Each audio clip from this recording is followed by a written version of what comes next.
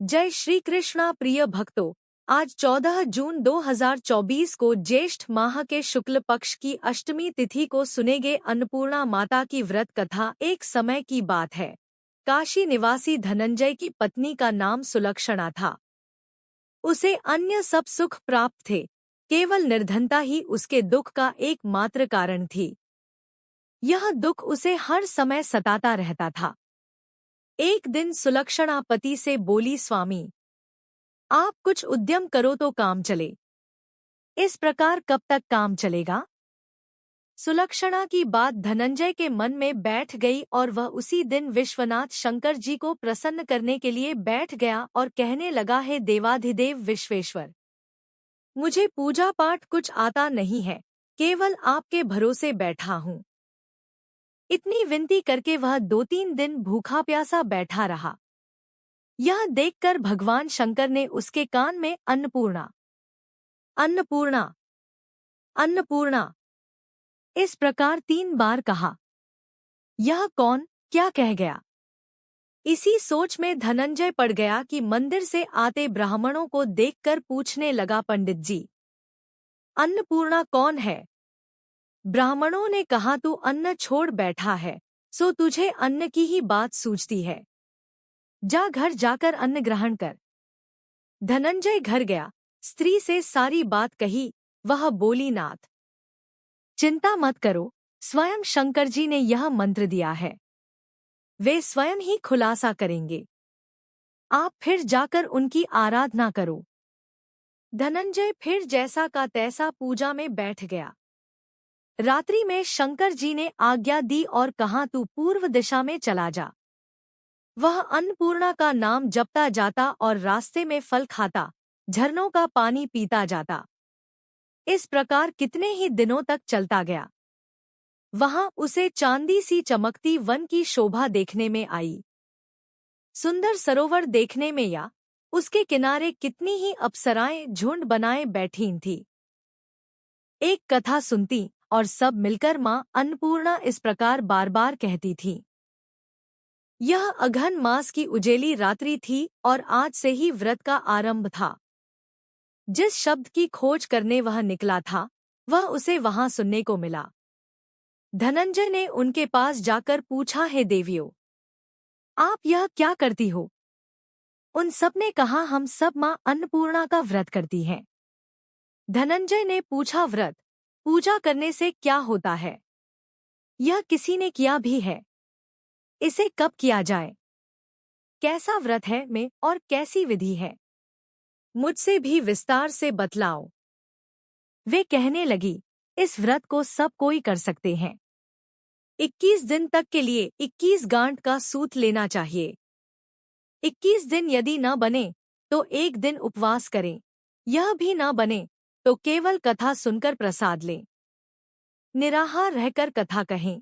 कथा सुनने वाला कोई न मिले तो पीपल के पत्तों को रख सुपारी या घृत कुमारी, गुवारपाठ वृक्ष को सामने कर दीपक को साक्षी कर सूर्य, गाय, तुलसी या महादेव को बिना कथा सुनाए मुख में दाना न डालें। यदि भूल से कुछ पड़ जाए तो 1 दिवस फिर उपवास करें। व्रत के दिन क्रोध न करें और झूठ न बोलें। धनंजय बोला, इस व्रत के करने से क्या होगा? वे कहने लगी, इसके करने से अंधों को नेत्र मिले, लूलों को हाथ मिले, निर्धन के घर धन आए, बांझी को संतान मिले, मूर्ख को विद्या आए। जो जिस कामना से व्रत करे, माँ उसकी इच्छा पूरी करती है। वह कहने लगा, बहनों, मेरे पास भी धन नहीं है, विद्या नहीं है, कुछ भी तो नहीं है। मैं तो दुखिया ब्राह्मण हूँ। मुझे इस व्रत का सूत दोगी? हाँ भाई, तेरा कल्याण हो, हम तुम्हें अवश्य देंगी। ले, इस व्रत का मंगल सूत ले। धनंजय ने व्रत किया। व्रत पूरा हुआ, तभी सरोवर में से 21 खंड की सुवर्ण सीरी हीरा मोती जड़ी हुई प्रकट हुई। धनंजय जय अन्नपूर्णा अन्नपूर्णा कहता जाता था। इस प्रकार कितनी ही सीढ़ियां उतर गया तो क्या देखता है कि करोड़ों सूर्य से प्रकाशमान अन्नपूर्णा का मंदिर है।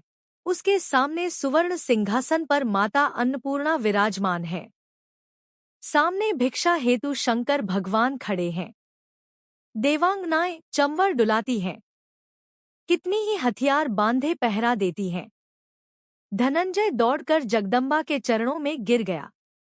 देवी उसके मन का क्लेश जान गई। धनंजय कहने लगा, माता, आप तो अंतर्यामिनी हो, आपको अपनी दशा क्या बताऊं। माता बोली, मेरा व्रत किया है, जा संसार तेरा सत्कार करेगा। माता ने धनंजय की जहनवा पर बीज मंत्र लिख दिया। अब तो उसके रोम रोम में विद्या प्रकट हो गई। इतने में क्या देखता है कि वह काशी विश्वनाथ के मंदिर में खड़ा है। माँ का वरदान ले धनंजय घर आया। सुलक्षणा से सब बात कही। माता जी की कृपा से उसके घर में संपत्ति उमड़ने लगी। छोटा सा घर बहुत बड़ा गिना जाने लगा।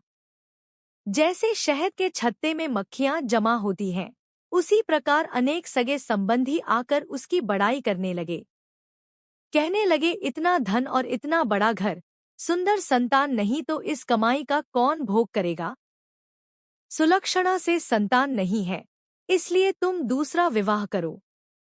अनिच्छा होते हुए भी धनंजय को दूसरा विवाह करना पड़ा और सती सुलक्षणा को सौत का दुहक उठाना पड़ा। इस प्रकार दिन बीतते गए। फिर अघन मास आया।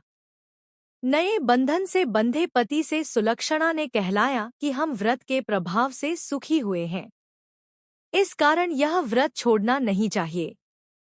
यह माता जी का प्रताप है जो हम इतने संपन्न और सुखी हैं। सुलक्षणा की बात सुन धनंजय उसके यहाँ आया और व्रत में बैठ गया। नई बहू को इस व्रत की खबर नहीं थी। वह धनंजय के आने की राह देख रही थी। दिन बीतते गए और व्रत पूर्ण होने में 3 दिवस बाकी थे कि नई बहू को खबर पड़ी। उसके मन में ईर्ष्या की ज्वाला दहकने लगी थी। सुलक्षणा के घर आ पहुंची और उसने वहां भगदड़ मचा दी। वह धनंजय को अपने साथ ले गई। नए घर में धनंजय को थोड़ी देर के लिए निद्रा ने आ दबाया। इसी समय नई बहू ने उसका व्रत का सूत तोड़कर आग में फेंक दिया। अब तो माता जी का कोप जाग गया। घर में अकस्मात आग लग गई, सब कुछ जलकर खाक हो गया।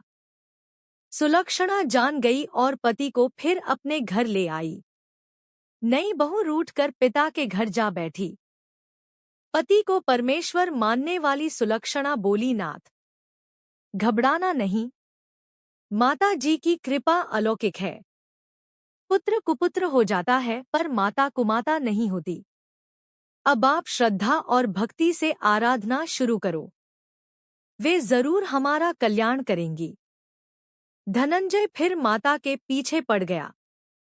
फिर वहीं सरोवर सीढ़ी प्रकट हुई, उसमें माँ अन्नपूर्णा कहकर वह उतर गया। वहां जा माता जी के चरणों में रुदन करने लगा। माता प्रसन्न हो बोली, यह मेरी स्वर्ण की मूर्ति ले, उसकी पूजा करना, तू फिर सुखी हो जाएगा। जा, तुझे मेरा आशीर्वाद है। तेरी स्त्री सुलक्षणा ने श्रद्धा से मेरा व्रत किया है, उसे मैंने पुत्र दिया है। धनंजय ने आंखें खोली तो खुद को काशी विश्वनाथ के मंदिर में खड़ा पाया। वहां से फिर उसी प्रकार घर को आया। इधर सुलक्षणा के दिन चने और महीने पूरे होते ही पुत्र का जन्म हुआ। गांव में आश्चर्य की लहर दौड़ गई।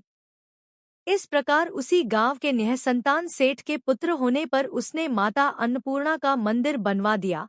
उसमें माता जी धूमधाम से पधारीं, यज्ञ किया और धनंजय को मंदिर के आचार्य का पद दे दिया। जीविका के लिए मंदिर की दक्षिणा और रहने के लिए बड़ा सुंदर सा भवन दिया।